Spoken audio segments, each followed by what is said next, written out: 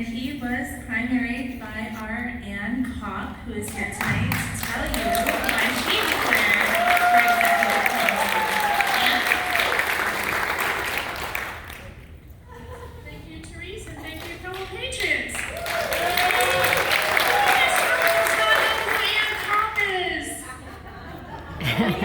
Well, Mr. Speaker, I'm still waiting for your apology. I was a two-term state representative legislator, and during that time, things were really rough. When I was introduced to Therese and the resolve, I couldn't tell you how much I wanted to support that. You'll see this one and only sign of mine.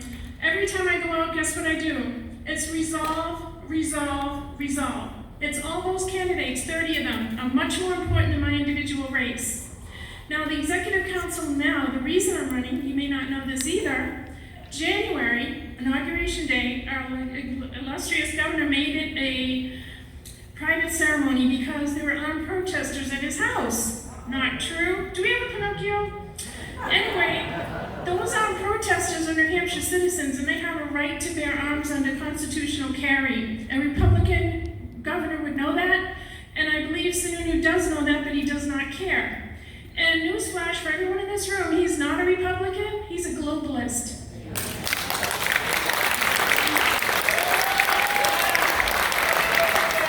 We, the people of New Hampshire.org, are going to be here to let the citizens take back their government. We resolve to take our state back from these globalists. Now, the governor has taken away our 3 separate branches of government, which are equal branches of government. And the one who has co-opted them all is the governor's corner office. We have the executive branch, we have the legislative branch, and we have the judicial branch. Who just recently replaced the AG with his personal attorney? Sununu. Who just made Dan Will, who is the Bar Association, a Supreme Court Justice? Sununu. Who is the person that has taken the power away from our legislature because we have a weak speaker? Thank you, Mr. Packard. Sununu. We have had enough, and the people are going to speak. Now, my personal experience with the governor on Inauguration Day, I refused to be sworn in on Zoom. So I made a point. December 2nd, all my brethren were at UNH out in the parking lot, freezing like farm animals. I refused to be treated that way with lack of respect. I didn't show up. I asked them for an in-person swearing-in ceremony, not Zoom. They refused. I had Ted Gatzis invite me, I had Dave Wheeler invite me, and Joe Kenny invite me under the Secretary of State, Bill Gardner. He also orchestrated the invitation. I went to the State House to be sworn in. Guess who had me removed by the brown Stasi shirts, which is the governor's own police force? 2 state troopers came down to the lobby at the State House, of which our people, the representatives of our state who represent you, were not allowed in our own people's house. But yet the governor could have his dog and pony show there. Not right. They removed me, a duly elected representative from the State House with police. It doesn't end there. Once again, we kicked up a fuss against Gordon MacDonald and his appointment by the Executive Council.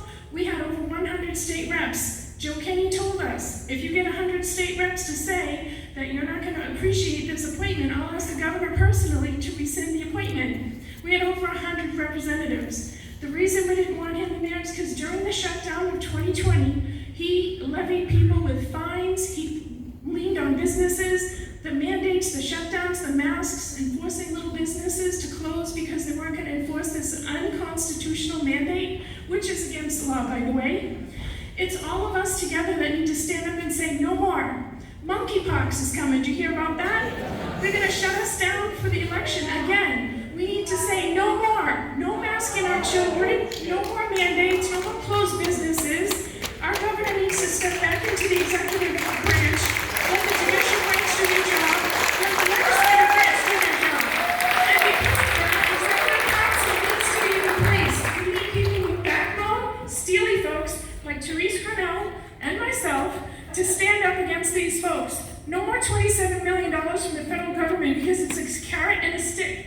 You take the carrot, you get the stick. We don't take sticks in New Hampshire. We're the live free or die state by the Constitution. We have to place. We're not taking this anymore.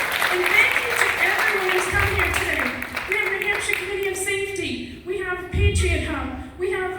We have term limits. We have all these wonderful patriot groups, YAL and KEEP. All you guys are great. Stay together, put your ego aside, and let's win back New Hampshire. Thank you so much.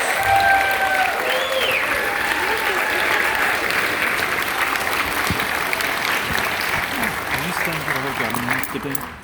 What a fun